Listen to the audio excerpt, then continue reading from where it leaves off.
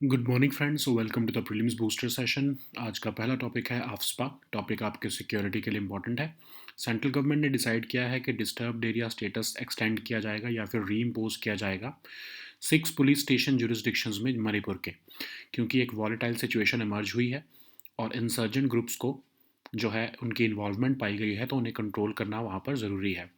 तो री इम्पोजिशन से एकदम से ऑपरेशनल डायनामिक्स चेंज तो नहीं होंगे, बट जो है सिक्योरिटी फोर्सेस में एक कॉशन ज़रूर आएगा और इंसर्जेंट एक्टिविटीज़ को डिसरप्ट करने में हेल्प मिलेगा। ठीक है। तो अगर हम आफ्सपा के बारे में देखें तो एक ब्रिटिश एरा लेजिस्लेशन था, उससे जो है ये आफ्सपा के ओरिजिन हमें देखने को मिलते हैं।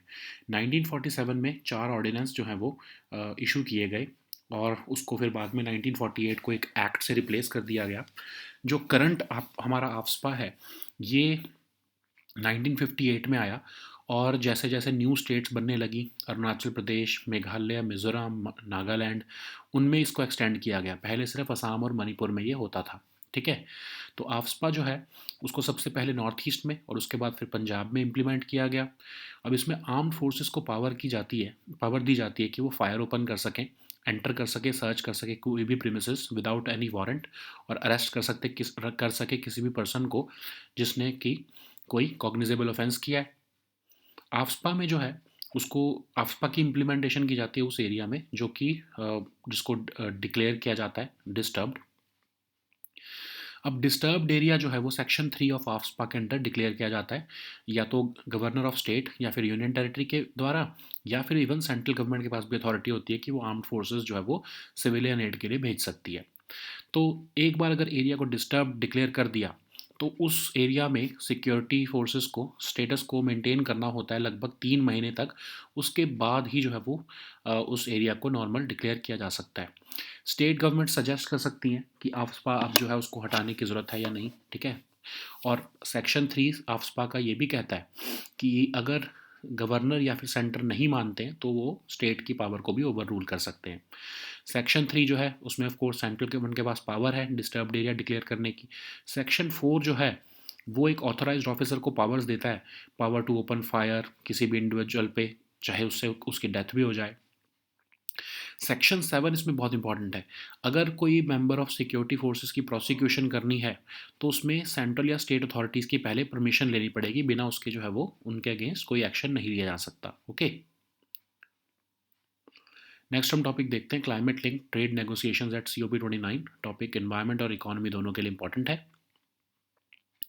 तो जो रीसेंट क्लाइमेट कॉन्फ्रेंसेज हुई हैं बाकू में, उसमें जो है ग्लोबल फ्रिक्शन देखने को मिली है क्लाइमेट रिलेटेड ट्रेड मेजर्स की। ठीक है। तो ये जो फ्रिक्शंस हैं, जो क्लाइमेट फ्रिक्शंस हैं, हमें कब देखने को मिली हैं, जब चाइना और कंट्रीज़ लाइक इंडिया इन्होंने एक फॉर्मल रिक्वेस्ट दी कि क्लाइमेट ड्रिवन ट्रेड रिस्ट्रिक्शंस की डिस्कशन भी होनी चाहिए। तो सबसे बड़ा जो टारगेट पर था वो EU का जो कार्बन बॉर्डर एडजस्टमेंट मैकेनिज्म है, जिसमें कि जो है EU ने इंपोर्ट्स के ऊपर कुछ टैरिफ्स लगाए हैं, या फिर इवन कई केसेस में तो आउटराइट बैन भी लगाया है कुछ इंपोर्ट्स करने पर। उनका ऐसा कहना है कि हम कार्बन लीकेज को रोकना चाहते हैं, और इनिशियली तो ये सिर्फ कुछ ही गुड्स के ऊपर एप्लीकेबल होगा, जैसे स्टील, एल्यूमिनियम या फिर सीमेंट, बट कहा जा रहा है इसको धीरे धीरे और ज़्यादा गुड्स के ऊपर एक्सपैंड कर दिया जाएगा। तो CBM के जो है वो नाम तो ये है कि वो कह रहे हैं कि हम इससे एमिशन रिडक्शन को जो है वो करना चाहते हैं, और एक लेयर ऑफ कॉम्प्लेक्सिटी जबकि ये ऐड कर देगा क्लाइमेट फोकस ट्रेड पॉलिसीज़ पर। बाकी की कंट्रीज़ भी जो है वो धीरे धीरे इन रेगुलेशंस को अगर ले आएंगी तो फिर जो है ग्लोबल ट्रेड उससे डिसरप्ट होगा। ठीक है। तो ये जो EU है वो हायर ग्लोबल इन्वायरमेंट स्टैंडर्ड्स लेके आना चाहता है, लेकिन इससे जो डेवलपिंग कंट्रीज़ हैं इंडिया, चाइना जैसी, उनकी जो है वो डिसएडवांटेज पर हो जाएंगी। डेवलपिंग नेशंस का ये भी कहना है कि CBAM जो है ये प्रिंसिपल ऑफ इक्विटी को कॉन्ट्रावेन कर रहा है। ठीक है। जो कि पेरिस एग्रीमेंट में हमने आउटलाइन किया है, और अनफेयर बैरियर्स टू ट्रेड जो है इम्पोज कर रहा है डेवलपिंग कंट्रीज़ के ऊपर। तो इससे जो है एक्सपोर्ट कंपेटिटिवनेस जो है डेवलपिंग नेशंस की हार्म होगी। ठीक है। तो COP29 में कहा गया था कि जो है क्लाइमेट चेंज को कॉम्बैट करने के लिए जो है आर्बिट्रेरी या अनजस्टिफिएबल डिस्क्रिमिनेशन नहीं की जा सकती। इवन चाइना ने भी जो है अभी रिसेंटली जब सीबीएम के ऊपर जो है रेज किए कंसर्न्स, तो इस प्रपोजल को क्या डिस्कशन करने के लिए जो है वो डेफर कर दिया गया या पोस्टपोन कर दिया गया डेवलप्ड कंट्रीज़ द्वारा। ठीक है, तो इसका इम्पैक्ट क्या होगा? जो नेचुरल डिज़ास्टर्स हैं वो क्लाइमेट चेंज से वर्स होते जा रहे हैं, तो वल्नरेबिलिटीज़ बढ़ती जा रही हैं ग्लोबल सप्लाई चेन्स की। तो इस शिफ्ट से जो है ट्रेड डिस्ट्रप्शंस अब और ज़्यादा आएंगे, तो इकोनॉमिक रिस्क बढ़ते जाएंगे। ठीक है, क्लाइमेट रिलेटेड डिज़ास्टर्स से और ज़्यादा बढ़ते जाएंगे। क्लाइमेट चेंज ने ट्रेड प्रोटेक्शनिज्म का एक और जो है वो बढ़ा दिया है बहाना। ओके, तो ये एक्सक्यूज़ बनाकर बहुत सी कंट्रीज़ जो है वो ट्रेड प्रोटेक्शनिज्म कर रही हैं और रिस्ट्रिक्शंस लगा रही हैं ट्रेड पर। ओके, चाइना जो है वो काफ़ी रिन्यूएबल रिसोर्सेज और टेक्नोलॉजी सप्लाई चेन्स को कंट्रोल करता है, इसलिए यूएस जो है वो अपनी रिलायंस ऑन चाइना जो है कम करने के लिए ऐसी प्रोटेक्शनिस्ट अप्रोचेस को बढ़ा रहे हैं। ठीक है, तो क्लाइमेट पॉलिसीज़ और ट्रेड प्रोटेक्शनिज्म की जब कन्वर्जेंस हो जाएगी तो ग्लोबल ट्रेड डायनामिक्स उससे रीशेप हो रहे हैं और डेवलप्ड और डेवलपिंग नेशंस के बीच में टेंशंस बढ़ी जा रही हैं। ओके, नेक्स्ट हम टॉपिक देखते हैं, नो योर मेडिसिन ऐप। ये टॉपिक आपके गवर्नेंस के लिए इंपॉर्टेंट है, सोशल इश्यूज़ के लिए भी इंपॉर्टेंट है। तो union minister for youth affairs and sports ने एक नेशन वाइड अपील की है सभी स्पोर्ट्स या एथलीट्स जो हैं उनको और कोचेज़ को कि नेशनल एंटी डोपिंग एजेंसी की जो है नो योर मेडिसिन ऐप का यूज़ किया जाए। अब ये ऐप क्या कर रही है? एंटी डोपिंग अवेयरनेस और एजुकेशन जनरेट करनी चाहती है या फिर रेज करना चाहती है। इस ऐप के थ्रू कोई भी जो यूज़र है, कोई भी एथलीट हो चाहे कोई भी स्पोर्ट्स पर्सन हो, वो कोई भी एक स्पेसिफिक मेडिसिन के इंग्रेडिएंट्स पढ़ सकता है और उसको स्कैन करके देख सकता है कि क्या इसमें कोई ऐसा सब्सटेंस यूज़ हुआ है इस मेडिसिन में जो कि world anti doping agency prohibit करती है। तो इसमें इमेज और ऑडियो सर्च जैसे जो है यूनिक फीचर्स भी अवेलेबल हैं। तो नेशनल एंटी डोपिंग एजेंसी क्या है? एक इंडिपेंडेंट एंटी डोपिंग ऑर्गेनाइजेशन है इंडिया की, जो कि सोसाइटीज़ रजिस्ट्रेशन एक्ट के अंदर जो है वो रजिस्टर्ड है। तो एंटी डोपिंग कोड को ये इम्प्लीमेंट करती है और ministry of youth and affairs and sports के अंडर ये आती है। ओके, नेक्स्ट हम टॉपिक देखते हैं, ऑपरेशन द्रोणागिरी। ये टॉपिक आपके या फिर ऑपरेशन द्रोणागिरी, ये टॉपिक आपके गवर्नेंस के लिए इंपॉर्टेंट है। तो जो सेक्रेटरी हैं department of science and technology के, उन्होंने ऑपरेशन द्रोणागिरी जो है वो लॉन्च किया है foundation for innovation and technology transfer के जो है प्रोग्राम पर। तो ऑपरेशन द्रोणागिरी एक पायलट प्रोजेक्ट है नेशनल जियो स्पेशल पॉलिसी 2022 के अंडर, ताकि एप्लीकेशंस जो जियो स्पेशल टेक्नोलॉजीज़ और इनोवेशंस की हैं उनको एक्सटेंड किया जा सके, खासकर 3 मेजर सेक्टर्स में, agriculture, livelihoods, logistics and transport पे। ठीक है, तो इसका फर्स्ट फेज़ में यूपी, हरियाणा, असम, आंध्र प्रदेश और महाराष्ट्र जैसी स्टेट्स में इम्प्लीमेंट किया जाएगा और इसमें बेसिकली जो गवर्नमेंट लिबरलाइज करना चाहती है जियो स्पेशल डेटा को, उसी के थ्रू ये एक एफर्ट किया जा रहा है। जो इसके अंदर एक्टिविटीज़ होंगी वो ओवरसी की जाएंगी आईआईटी तिरुपति नवा विश्कर आई हब फाउंडेशन द्वारा, और ये पूरा प्रोसेस जो है इम्प्लीमेंटेशन का वो जियो स्पेशल इनोवेशन सेल जो है department of science and technology का, वो इसको ओवरसी करेगा। ओके, नेक्स्ट हम टॉपिक देखते हैं, सूमी नागा ट्राइब। ये टॉपिक सोशल इश्यूज़ के लिए इंपॉर्टेंट है। तो अहूना एक पोस्ट हार्वेस्ट फेस्टिवल है सूमी नागा ट्राइब का, रिसेंटली सेलिब्रेट किया गया है उसे। और ये सूमी नागा ट्राइब जो है one of the major Naga tribes हैं ये नागालैंड की, मोस्टली इनहेबिट होती हैं ये सेंट्रल और south southern regions of Nagaland में। और विलेज सेटलमेंट इनका इंपॉर्टेंट फीचर है इनकी ट्राइब का। हेड हंटिंग जैसे कि बाकी की नागा ट्राइब्स करती हैं क्रिश्चियन मिशनरीज़ के आने से पहले, वो इसको अभी तक सूमी ट्राइब्स जो है फॉलो करती हैं। ठीक है, तो सूमी लैंग्वेज जो है इनकी तिब्बतो बर्मन लैंग्वेज है और इनके 2 मेजर फेस्टिवल्स होते हैं सूमी नागास के, तुलुनी और अहूना। ओके, नेक्स्ट हम टॉपिक देखते हैं, स्वास्तिक इनिशिएटिव। ये टॉपिक आपके गवर्नेंस के लिए इंपॉर्टेंट है। तो डायरेक्टर जो हैं CSIR के, national institute of science communication and policy research के, उन्होंने स्वास्तिक इनिशिएटिव का ओवरव्यू दिया है। स्वास्तिक का मीनिंग क्या है? Scientifically validated traditional knowledge. एक नेशनल इनिशिएटिव है CSIR का। तो इसमें होगा क्या कि जो हमारे ट्रेडिशन हैं उसको साइंटिफिक टेम्परामेंट से जो है वेरीफाई किया जाएगा साइंटिफिकली, और पब्लिक का ताकि फेथ आ सके अपने ट्रेडिशनल नॉलेज और प्रैक्टिसेस पर। तो कई तरह के रिसर्च ऑर्गेनाइजेशंस जो है उन्होंने अपने जो है वो हाथ मिलाया है एक तरह से स्वास्तिक को स्वास्तिक के थ्रू डॉक्यूमेंट और डिसेमिनेट करने के लिए कंटेंट साइंटिफिकली वैलिडेट करके हमारे इंडियन ट्रेडिशनल नॉलेज को। ओके, तो इसमें क्या होगा कि जो साइंटिफिकली हम वैलिडेट करेंगे अपने ट्रेडिशनल नॉलेज को और उसको कम्युनिकेट करेंगे अपने सोसाइटी को। तो इसमें 17 इंडियन लैंग्वेजेस कवर की जाएंगी सोशल मीडिया के थ्रू। ओके, CSIR क्या है? इंडिया का leading publicly funded R&D organisation है जो कि एडवांस नॉलेज नेचुरल साइंसेज में प्रमोट करता है। एक रजिस्टर्ड सोसाइटी है अंडर सोसाइटी रजिस्ट्रेशन एक्ट, और इसके जो प्रेसिडेंट होते हैं, याद रखना, prime minister of India ex officio ही इसके प्रेसिडेंट होते हैं। So now let us see all these topics in English.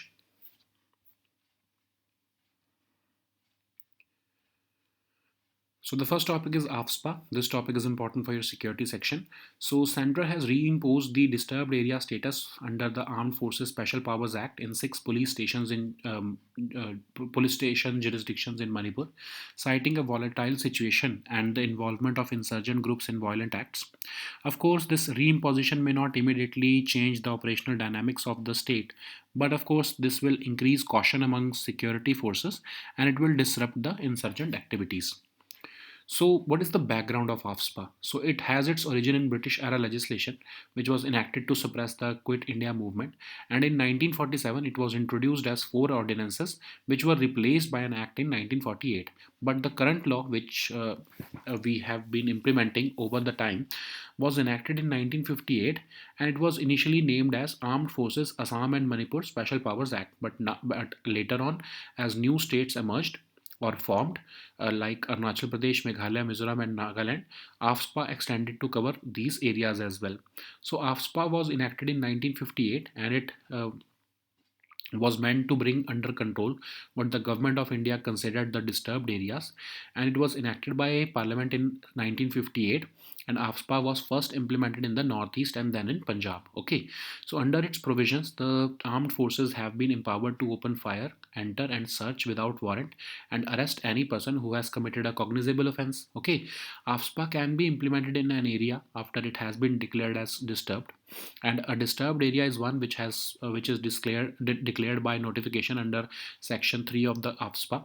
And under section 3 of AFSPA, the uh, governor of the state or union territory is empowered to issue an official notification on the Gazette of India, following which the center has the authority to send in armed forces for civilian aid. Okay, once an area is declared disturbed, the region has to maintain the status quo for a minimum period of 3 months, according to the Disturbed Areas Special Courts Act of 1976, and then state governments can suggest whether AFSPA is required to be enforced or not. Okay, even then, under section 3 of AFSPA, the opinion of the state government can be overruled by the center. Okay, so the section 3, we all know that center can declare any area as disturbed area. Under section 4, authorized officer is given certain powers, which also includes power to open fire at any individual, even if it results in death. Section 7 says, which mandates that a prior executive permission from central or state authorities is required for prosecution of a member of the security forces. So the next topic is climate-linked trade negotiations at COP29. This topic is important for your economy section and also your environment section. So recent climate conference in Baku has highlighted the global friction over climate related trade measures, and this has been led by China, of course supported by developing countries like India as well, and they made a formal request to discuss climate driven trade restrictions. Okay, of course this was not accepted, and this topic is unlikely to fade, and there will be implications for global trade dynamics as well. So, of course, the target was the EU's carbon border adjustment mechanism. And this initiative is aimed to limit carbon leakage, where industries might otherwise shift production to countries with lax emission standards. So CBM is not a first of its kind trade measure, and CBM is currently applicable to only a handful of goods like the steel, aluminum, or cement sector. But of course, it will be expanded to other areas as well. So what is happening here is that EU is imposing carbon costs on import of these steel, aluminum, or cement, so that they can the the companies who are importing it will procure these products from within EU, where the so-called carbon emission reductions are less. Okay, so This will have impact, according to CBM, it will have impact on emission reduction, but of course it will be minimal as compared to other climate policies. So this CBM will add another layer of complexity with respect to climate focused trade policies, and other countries might also be tempted to bring in similar regulations in the name of uh, climate change, but otherwise it is just trade protectionism. So higher global environmental standards, this will place this will place unwarranted burden on countries like India and China, and their products will now face higher costs in EU markets. So developing nations are arguing that CBAM contravenes the principles of equity which was outlined in the Paris Agreement, and it is adding unfair barriers to trade. This will impact export competitiveness of these nations as well. Okay, so at the COP28, of course, it was acknowledged that arbitrary or unjustifiable discrimination should not be done in the form of restriction on international trade. And China, while speaking on behalf of the basic countries, it raised concerns about CBAM during the climate conference, and this faced strong resistance from the EU. So the proposal for discussion was deferred and was not accepted by the developed countries. So this will have impact on climate driven trade measures as well. Okay, how? Let's see. Because natural disasters are worsening by climate change, so they have exposed vulnerabilities in global supply chains. So companies are uh, moving towards nearshoring, that is producing closer to home, or reshoring, which basically means returning production domestically. So this shift is fueled by concerns over potential trade disruptions as well. So climate change has already accelerated trade protectionism. However, not all climate linked trade policies directly address the emission reductions. So China is controlling major renewable sources and technology supply chains, which has led countries like US to reconsider their reliance on foreign supply. So this trend aligns with the broader protectionist approach, though it diverges from the traditional economic models favoring cost effective international production. So the convergence of climate policies and trade protectionism is reshaping global trade dynamics, and it is highlighting the tensions between developed and developing nations. Okay. So the next topic is Know Your Medicine app. This topic is important for your